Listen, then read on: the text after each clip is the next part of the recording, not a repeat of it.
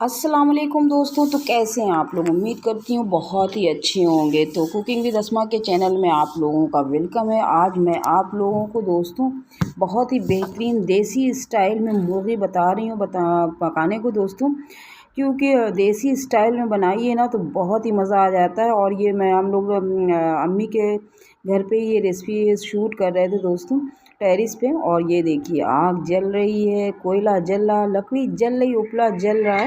तो बस यहाँ पे हम लोग ने ले लिया था एक देसी मुर्गी।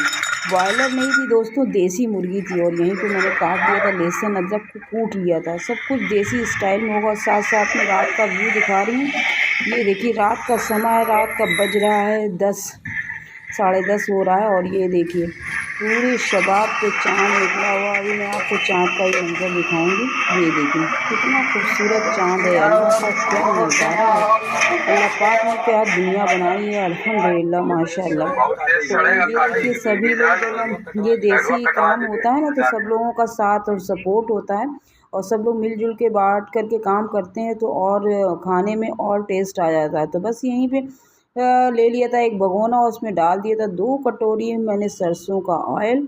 और उसमें एक 1.25 किलो मुर्गी थी देसी। तो उसी हिसाब से मैंने प्याज भी ये 2 प्याज़ें इस स्टाइल में बन रही थी। तो 1 किलो से ज़्यादा प्याज चॉप करके मैंने डाल दिया था। और जैसे ही प्याज अभी अपने शबाब पे आती है तो मैं इधर आपको देखिए धुआं उठ रहा है और कितना खूबसूरत नज़ारा है। और सभी लोग मिलजुल करके काम कर रहे हैं। और ये देखिए देसी मुर्गी देखिए, वाह इसका टेस्ट ही अलग होता है। और इतनी लाजवाब बनी थी ना दोस्तों, इतनी लाजवाब। पूरी वीडियो ज़रूर फुल वॉच करना।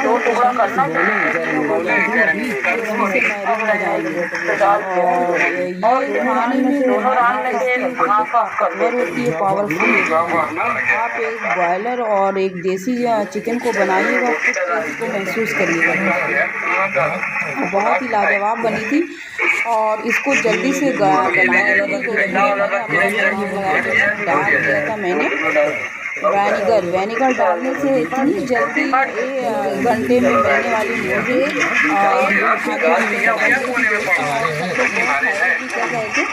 कहने कि वाह माशाल्लाह बड़ी जल्दी गल गई। तो मैंने कहा हाँ खाना बनाना।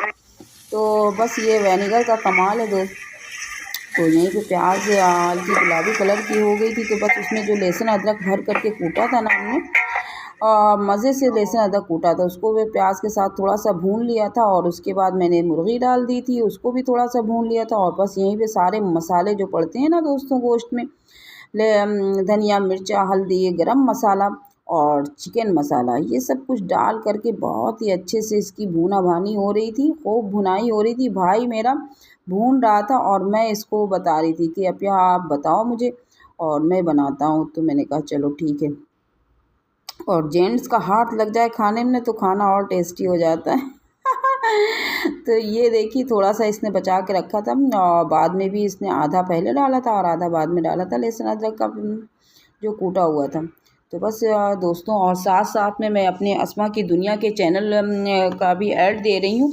आप लोग जिस तरह से कुकिंग विद अस्मा को आगे बढ़ाया, आप लोगों ने अस्मा की दुनिया के चैनल को भी जाके विज़िट करें, देखें। इंशाल्लाह उसमें अच्छी अच्छी बातें सुनने को मिलेगी। जो मैं अमल में लाती हूँ मैं वही बातें करती हूँ दोस्तों।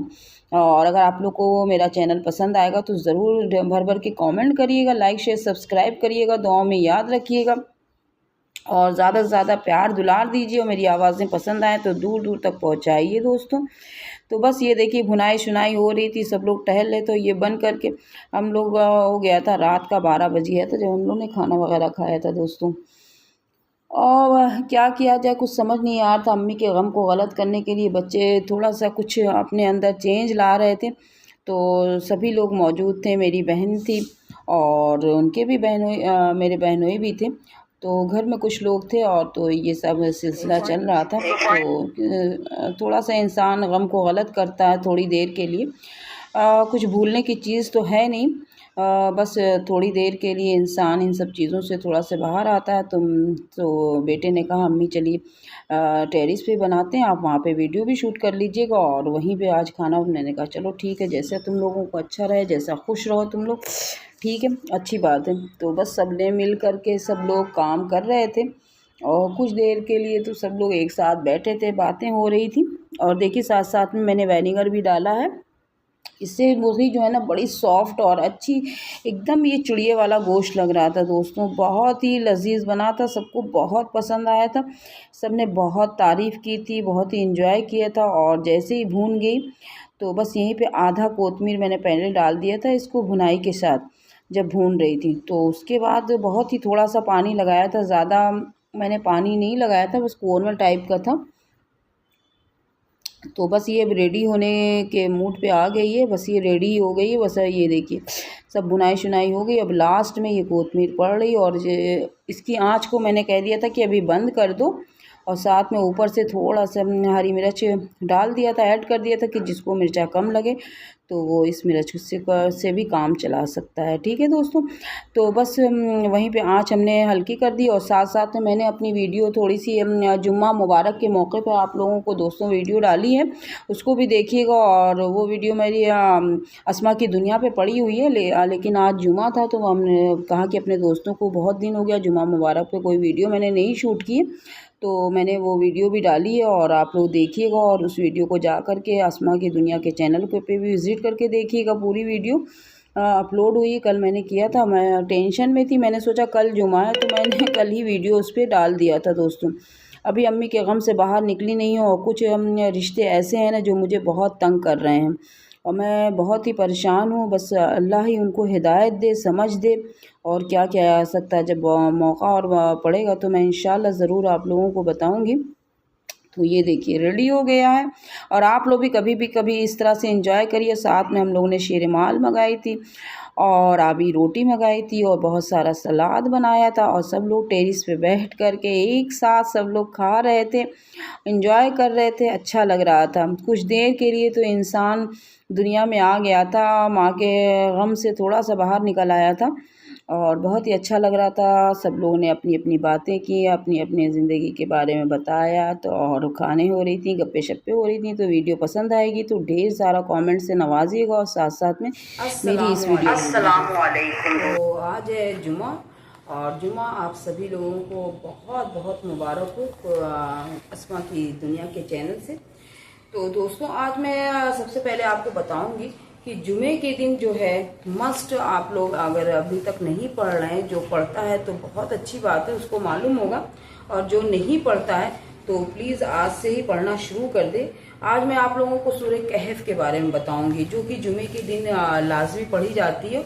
और ये सिलसिला माशाल्लाह मेरा स्कूल कॉलेज के ज़माने का है, बहुत ही पुराना इसका साथ है हमारा, और मैं हमेशा से इसको पढ़ती हूँ। और मैं चाहती हूँ कि मैं अपने दोस्तों को, अपने यूट्यूब फैमिली को, जो भी मैं इस्लाम के बारे में और जो भी मैं अपने ज़िंदगी में लेके आती हूँ शामिल है, जो मैं पढ़ती हूँ, जो मेरी रूटीन है, तो मैं चाहती हूँ आप लोग तक शेयर करूँ, आप लोग भी इसका फ़ायदा उठाएं।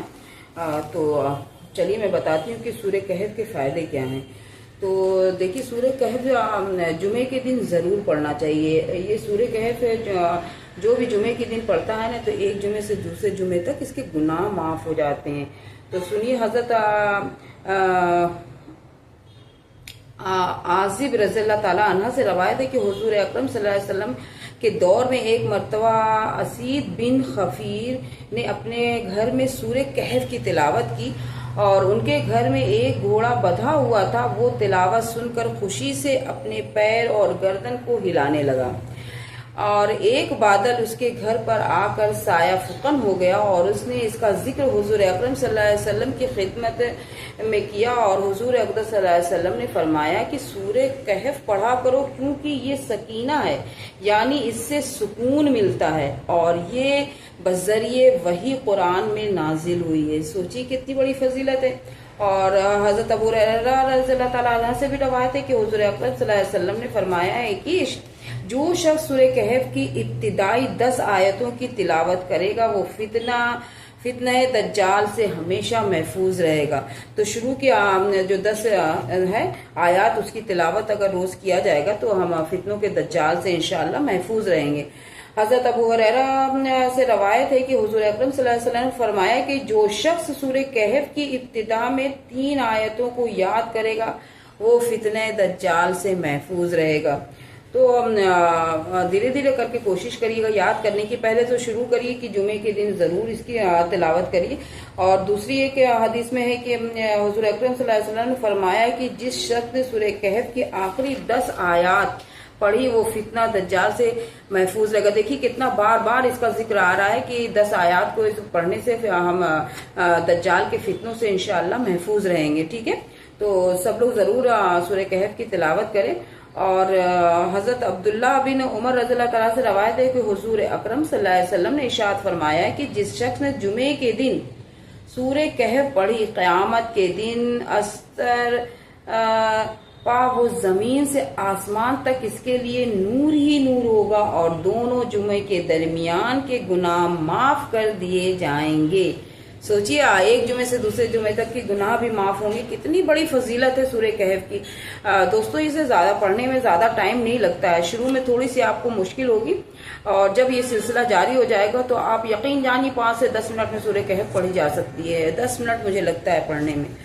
हजरत इमाम हुसैन से मरफा रवायत है कि जो शख्स ने जुमे के रोज सूरह कहफ पढ़ी वो पूरे हफ्ता तक फितने से महफूज रहेगा, अगर चाहे दज्जाल भी निकल आए तो भी महफूज रहेगा। सोचिए कितनी बड़ी फजीलत है। तो दोस्तों आप लोग जल्दी से जल्दी पढ़ने की आदत डाल लीजिए ताकि दज्जाल के फितनों से महफूज रहें और आपके गुनाह एक जुमे से दूसरे जुमे तक माफ होते रहें और आपके चेहरे पर नूर ही नूर हो। अगर आप चाहते हैं कि आपको कोई फाउंडेशन ना लगाना हो और कोई क्रीम पाउडर ना लगाना हो तो आप जरूर सूरह कहफ की तिलावत करिए और अपने चेहरे को नूरानी कर लीजिए। ठीक है। और एक और रवायत में बता रही हूँ कि हजरत इमाम हुसैन रज़ियल्लाहु ताला से मरफी रवायत है कि जिस शख्स ने जुमे के रोज सूरह कहफ पढ़ी वो पूरे हफ्ते तक हर फितने से महफूज रहेगा। ठीक है। इस सूरत को ये सूरत जो है अदायगी कर्ज के लिए पढ़ी जाती है जिसके ऊपर बहुत ज्यादा कर्जा हो गया है, बहुत परेशान है कर्ज ले करके। तो इसको पढ़ने का ये देखिए क्या बता रहे हैं कि और जालिमों से निजात भी मिलेगी, हिफाजत हमल में, हमल जो औरतें हमल से हैं उनके हमल भी महफूज रहेंगे। एक बुजुर्ग का कौल है कि खलासी कर्ज के लिए नमाज जुमे के बाद मस्जिद में बैठकर इस सूरत को एक मरतबा खुलूस दिल से पढ़ा जाए और इसके बाद सजदा में जाकर के अल्लाह के हुजूर दुआ किया जाए तो इंशाअल्लाह दुआ कबूल होगी। जब तक कि कर्ज अदा ना हो जाए इस सूरत को पढ़ने का मामूल बना लीजिए और हर जुमे को मस्जिद में पढ़िए और अल्लाह से दुआ करिए। ठीक है।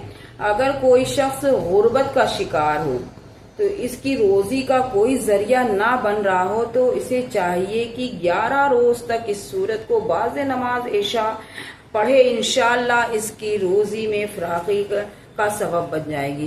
तो समझ में आया कि अगर कोई शख्स बहुत ज्यादा गुर्बत में गिरा हुआ है, बहुत परेशानियों में है, उसका कोई हल नहीं निकल रहा है तो इसको आप जो है ईशा की नमाज के बाद पढ़ने का मामूल बना लीजिए। सबसे पहले तो मैं यही कहूंगी दोस्तों कि सबसे पहले आप जुमे के दिन पढ़ने का मामूल बना लीजिए। जब जुमे के दिन पढ़ने का मामूल बना लेंगे, जब आप स्पीड पकड़ लेंगे तो इंशाल्लाह फिर इसकी तिलावत करने में आसानी होगी। क्योंकि शुरू में जो भी सूरह कहफ की तिलावत करेगा ना तो उसको बहुत ही मुश्किल आएगी। तो इसलिए ज्यादा से ज्यादा दोस्तों मैं यही चाहूंगी कि जुमे के दिन आप इसको पढ़ने का मामूल बना लें और इससे फैज हासिल करें।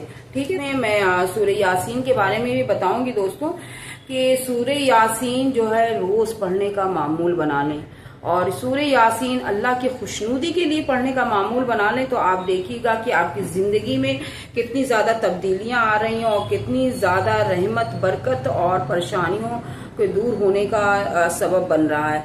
हजरत अनस रज़ियल्लाहु ताला अन्हु से रवायत है, वो कहते हैं कि हर चीज का एक दिल होता है और कुरान का दिल क्या है दोस्तों? सूरह यासीन। सूरह यासीन शरीफ पढ़ेंगे, पढ़ने का मामूल बना लीजिए, इसकी तिलावत करिए। तो एक सूरह यासीन पढ़ेंगे तो इसको 10 कुरान का सवाब मिलेगा। वाह, माशाअल्लाह माशाअल्लाह। और नबी करीम सल्लल्लाहु अलैहि वसल्लम ने फरमाया कि खुदा की रजामंदी के लिए जो शख्स सूरह यासीन पढ़ेगा इसके पहले गुनाह माफ कर दिए जाएंगे, लिहाजा इस सूरत को मरने वालों के पास भी पढ़ा करो। देखिए दोस्तों, हुजूर पाक का इरशाद है, अल्लाह की खुशनुदी के लिए जो पढ़ेगा तो इसके सारे पिछले गुनाह माफ कर दिए जाएंगे। और जब भी मौत का के ऐसे कुछ हो, घर में किसी की मौत होने में आसानी करने के लिए कि आसानी से रूह कब्ज, आसानी से जान निकले, तो जब भी ऐसा कुछ हादसा आपके घर में पेश आए तो आप सूरह यासीन की तिलावत करिए, तो इंशाल्लाह देखिएगा बहुत ही आसानी से जान निकलेगी और बहुत ही आसानी से रूह कब्ज होगी। तो जो मौत का वक्त होता है ना, अल्लाह मौत की सख्ती जो होती है, तो अल्लाह इससे बहुत ही आसानी से इस सख्ती से बचाएगा। ठीक है। और क्या है, एक और रवायत सुन लीजिए आप। हजरत अबू हुरैरा रज़ियल्लाहु ताला से मरवी है कि हुजूर अकरम सल्लल्लाहु अलैहि वसल्लम ने इरशाद फरमाया कि जिस शख्स ने रात के वक्त सूरह यासीन पढ़ी और इस हालत में सुबह को उठेगा तो वो बख्शा हुआ होगा। तो बहुत मतलब कि बहुत सूरह यासीन पढ़ने में 2 मिनट लगता है, और जो नहीं पढ़ता है तो उसको तो 2 घंटा भी लगेगा। ठीक है। तो हजरत इब्न अनस रज़ियल्लाहु ताला से रवायत है कि नबी करीम सल्लल्लाहु अलैहि वसल्लम फरमाया कि मेरी ये तमन्ना है कि सूरह यासीन हर उम्मती के दिल में हो। माशाअल्लाह माशाअल्लाह। और जो अपने सरकार, अपने हबीब, अपने सरकार दो आलम से मोहब्बत करते हैं तो प्लीज आप लोग ज्यादा से ज्यादा सूरह यासीन की तिलावत करिए। और सूरह यासीन सुबह को पढ़ने का मामूल बना लीजिए दोस्तों, और अल्लाह की खुशनुदी के पढ़िए। कुछ चीजें अल्लाह के लिए पढ़ लीजिए, हर चीज अपने लिए नहीं। और मैं इसको अल्लाह की रजा के लिए पढ़ती हूँ हमेशा, और मैं चाहती हूँ आप लोग ये अल्लाह की खुशनुदी के लिए पढ़िए और इससे फैज हासिल करिए। और देखिए फिर अल्लाह पाक आपकी जिंदगी में, आपके चेहरे पे कैसा नूर डालता है, आपकी जिंदगी में सारी परेशानियों को धीरे धीरे करके कैसे खत्म करता है। तो क्योंकि अल्लाह बहुत ही आजमाता है, हर चीज दे करके ले करके आजमाइश में डालता है और देखता है कि हमारा बंदा कितना मेरी आजमाइश में खरा उतर रहा है। तो बस मैं यही कहूंगी कि सुबह आप लोग सूरह यासीन पढ़ने का मामूल बना लें अल्लाह की खुशनुदी के लिए, और जुमे के दिन सूरह कहफ पढ़ने की आदत डाल लीजिए दोस्तों। ये 2 बातें आज मैं अपनी वीडियो के हवाले से बता रही हूँ, और अगर आप लोगों को अच्छी लगेगी तो ज़रूर अपनी ज़िंदगी में शामिल करिएगा और साथ साथ में मेरे लिए भी दुआ करिएगा। और एक रवायत और भी मैं पढ़ के बता देती हूँ कि अगर कोई शख्स इस सूरत को बाद नमाज फजर 1 मरतबा रोज़ाना पढ़ने का मामूल बना ले तो वो बहुत जल्दी लोगों में हर दिल अजीज हो जाएगा। इसकी इज्जत में बेफना इजाफा होगा, माल में बरकत होगी, हर किस्म की बुराई खत्म हो करके तबीयत में अच्छाई का रहनुमाई पैदा होगी, शैतान और शयातीन और बलाओं से महफूज रहेगा, बीमारियों से शिफा मिलेगी। अगर औलाद की ख्वाहिश करेगा तो नेक औलाद मिलेगी। अगर कोई कैद में है तो इसे कसरत से पढ़े तो कैदी से रिहाई मिलेगी। गर्ज की सूरह यासीन को पढ़ने के बाद जो ख्वाहिश दिल में लाएगा परवरदिगार इसे अपनी रहमत से पूरा करेगा। और दुश्मनों के शर से बचने के लिए भी सूरह यासीन बहुत मुफीद है। लिहाजा अगर किसी को कोई दुश्मन तंग करता हो तो इसे चाहिए कि 7 दिन तक रोजाना इसे पढ़े। इंशाअल्लाह जालिम दुश्मन से किसी किस्म का नुकसान नहीं पहुंचेगा। और बहुत से फायदे हैं, अभी मैं क्या क्या बताऊं, बस इतना जान लीजिए कि इस सूरत को पढ़ने से बेपनाह फायदे हैं। और तो आप लोग आज से ही दोस्तों आदत डाल लीजिए और सूरह यासीन हमेशा रोज फजर के बाद पढ़ने का मामूल बना लीजिए। नमाज पढ़िए, नमाज पढ़ने के बाद तस्बीहात वगैरह करते हुए आप पहले सूरह यासीन की तिलावत करिए, उसके बाद अपना सबक पढ़िए। ठीक है। तो और ऐसी बातें मैं आप तक के दरमियान लाती रहूंगी दोस्तों, आप लोगों को बताती रहूंगी। अगर मेरी बातें आप लोग को अच्छी लगी तो ज़रूर कमेंट में बताइएगा और ज़रूर मानिएगा। मैं चाहती हूँ कि मैं सबकी ज़िंदगी अल्लाह पाक खुशियों से भर दे। दुनिया के काम कभी ख़त्म नहीं होने वाला दोस्तों। हर दुनिया में आए हैं ना तो खाना पकाना, बीवी बच्चे शौहर सबकी हर चीज़, ये भी एक इबादत है। लेकिन इसके साथ साथ मुझे अल्लाह की भी इबादत करनी है, अल्लाह के बताए हुए हुक्म पर चलना है। अल्लाह ने जो बताया है नमाज रोज़ा और उसके साथ साथ मुझे क्या क्या पढ़ना है। तो क्योंकि देखिए मरने के बाद ना नमाज और कुरान आपके सिरहाने खड़ा हो जाएगा, तब वो आपसे दरियाफ्त करेगा कि बताओ तुम दुनिया में तो इतने सारे काम करते थे और तुम्हारे पास टाइम नहीं था, नमाज पढ़ने के लिए तुम कोताही करते थे, तिलावत करने के लिए तुम कोताही करते थे। और जिस घर में कुरान की तिलावत नहीं होती है और कुरान इसी तरह से रखा रहता है, बंद रहता है दोस्तों, तो कुरान दुआ करता है अल्लाह से कि या अल्लाह इसके घर में मौत आए, कोई मरे ताकि मुझे पढ़ा जाए। तो ऐसा करने से पहले दोस्तों आप लोग कुरान की तिलावत करना शुरू कर दीजिए और नमाज फजर के बाद सूरह यासीन पढ़ने का मामूल बना लीजिए और जुमे के दिन सूरह कहफ पढ़ने का मामूल बना लीजिए। ये 2 चीज़ें पहले अपनी ज़िंदगी में लाइए और जब ये 2 चीज़ें अपनी ज़िंदगी में ले आएंगे और धीरे धीरे करके अल्लाह फिर आपको जरिया बनाएगा और इंशाल्लाह धीरे धीरे करके आप और भी बहुत सी चीज़ें हैं फिर पढ़ना शुरू कर देंगे। तो सबसे पहले इन 2 चीज़ों की आदत डालिए दोस्तों। साथ साथ में आपको छोटी सी नाते रसूल सुना रही हूँ और मेरे लिए भी और दुआ करिएगा, मेरी फैमिली के लिए भी, कि अल्लाह पाक हम सबको मौत की सख्ती से बचाए और दुनिया में इज्जत दिया है तो आखिरत में भी इज्जत दे। तो ये और ऐसा बनने की कोशिश करिए कि लोग देखें तेरा जनाजा कभी इधर से कभी इधर से। तो बस इस तरह बनने की कोशिश करिए। और इसी पे मैं एक नाते रसूल सुना रही हूँ और जिसने भी ये नाते रसूल लिखी है उसको मैं सलाम करती हूँ। तो सुनिएगा दोस्तों। मदीना पहुँचा है जब दीवाना, मदीना पहुँचा है जब दीवाना, कभी इधर से कभी उधर से। मदीना पहुँचा है जब दीवाना, कभी इधर से कभी उधर से। नबी की चौखट को उसने चूमा, नबी की चौखट को उसने चूमा, कभी इधर से कभी उधर से। मैं चंद मिसरा पढ़ूंगी, नात बहुत बड़ी है, 2-3 मिसरा पढ़कर आपको सुनाती हूँ और एक शेर ये पढ़ती हूँ। अगर आप लोगों को आप लोग के दरमियान दिल में उतर जाए, दिल में छू जाए तो जरूर सुभान अल्लाह माशाल्लाह से नवाजिएगा। तमाशा इतना तो कर गुजरना, नबी का दीवाना हो के मरना।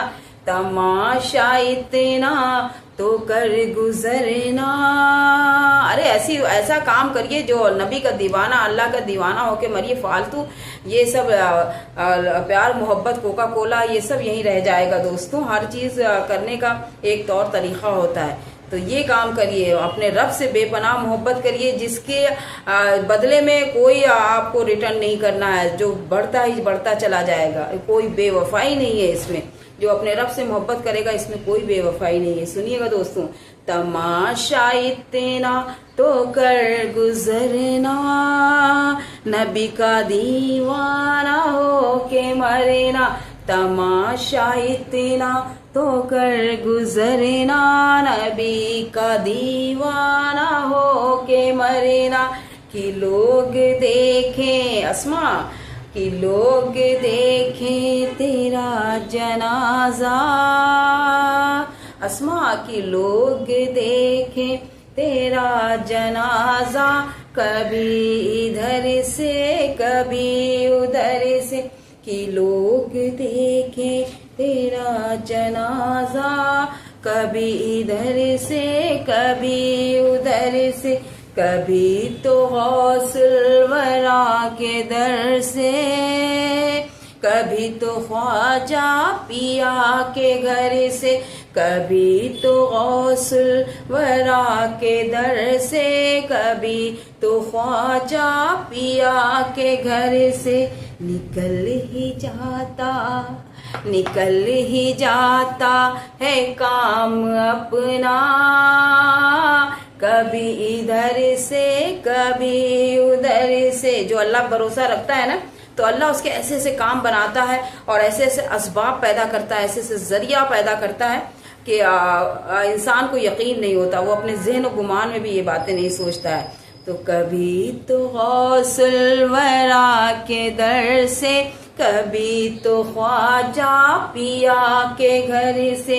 कभी तो गौसल वरा के दर से, कभी तो ख्वाजा पिया के घर से, निकल ही जाता है काम अपना, कभी इधर से कभी उधर से।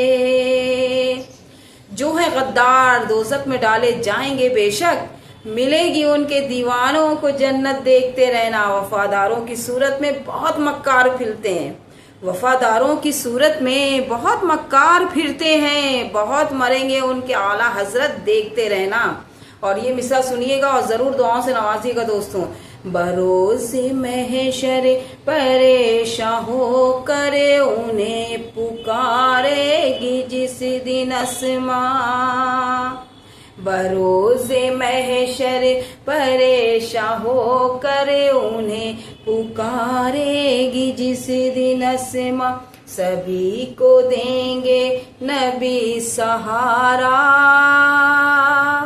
सभी को देंगे नबी सहारा, कभी इधर से कभी उधर से, सभी को देंगे नबी सहारा, कभी इधर से कभी उधर से। मदीना पहुंचा है जब दीवाना, कभी इधर से कभी उधर से, नबी की चौखट को उसने चूमा, कभी इधर से कभी उधर से। तो दोस्तों मैं तो ना कोई नाते ख्वाह हूँ, ना ही मौलाना हूँ, मुफ्ती हूँ, कुछ भी नहीं हूँ। मैं एक सीधी सादी जीती जागती आप लोगों की एक छोटी सी अदना सी ख्वातीन हूँ। और मैंने अपनी ज़िंदगी में जो कुछ भी सीखा मैं धीरे धीरे आप तक ज़रूर पहुंचाऊंगी। और अगर मेरी बातें, मेरी आवाज़ आपको बहुत ही पसंद आ रही है तो इसको दूर दूर तक पहुंचाइए और मुझे अपने आगे बढ़ाइए। मेरे चैनल को ज़्यादा से ज़्यादा लाइक करिए, शेयर करिए, सब्सक्राइब करिए, दुआओं से नवाजिए और दूर दूर तक पहुंचाने की कोशिश करिए, क्योंकि आपके साथ और सपोर्ट का बहुत ही ज़रूरत है। और आप लोगों ने बहुत ही प्यारा साथ दिया है। कुकिंग विद अस्मा के चैनल को आपने बहुत ही अच्छा साथ और सपोर्ट दिया, जिसकी वजह से मैंने एक नया चैनल खोल दिया है, अस्मा की दुनिया और इस्लामिक बातें दोस्तों। तो बस इसी तरह से इस चैनल को भी प्यार दुलार लुटाते रहिए। और मेरा चैनल कुकिंग विद अस्मा का चैनल मोनो तो ज़रूर हो गया, लेकिन अभी तक गूगल से कोई भी कुछ नहीं आया, इसलिए मैंने वीडियो नहीं बनाई है। और जब गूगल से एडसेंस वगैरह आ जाएगा कि वगैरह तो मैं इंशाल्लाह आप तक ज़रूर वीडियो बनाऊंगी और पहुंचाऊंगी और आप तक बताऊंगी। और आप लोगों के साथ, आप लोग के सपोर्ट, आप लोग के प्यार का बहुत बहुत शुक्रिया दिल से। और मेरे तमाम यूट्यूब फैमिली, मेरे चाहने वाले, मेरे सपोर्टिव जो दूर दूर से मुझे प्यार कर रहे हैं, साथ दे रहे हैं, अल्लाह पाक से मेरी यही दुआ है कि अल्लाह पाक उनकी दुनिया और आखिरत दोनों जहान की खुशियाँ दे, दोनों जहान में कामयाबी दे, दोनों जहान में तरक्की